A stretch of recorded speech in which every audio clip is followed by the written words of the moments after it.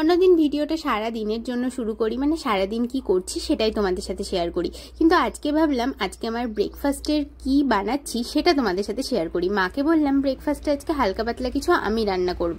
তো দেখো তো তোমরা এইভাবে আলু চচ্চড়ি কে পছন্দ করো। আমি কিন্তু কারি পাতা আর একটু সর্ষে ফোড়ন দিয়ে এইভাবে আলু চচ্চড়ি খেতে খুব ভালোবাসি। একটু তেল দিয়ে ফোড়ন দিয়ে দিয়েছি, কারি পাতা আর শুকনো লঙ্কা দেইনি, একটুখানি কাঁচা লঙ্কা দিয়েই করব, আর একটু সর্ষে ফোড়ন দিয়েছি, দিয়ে নুন হলুদ লঙ্কা দিয়ে একটু নাড়াচাড়া করে তারপরে এই যে ঢাকনা চাপা দিয়ে করে নিলাম রান্নাটা।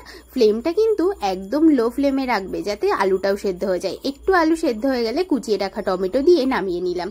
একটু ঘন হয়ে আসলো তো তারপর দেখো প্লেটটা সাজিয়ে নিচ্ছি, আর ছিল কালকের একটু পায়েস।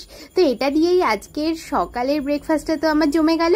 আর কে কি সকালে খেয়েছো অবশ্যই কিন্তু আমাকে জানিও, আর অবশ্যই কিন্তু পেজটাকে ফলো করে দিও। Tata bye.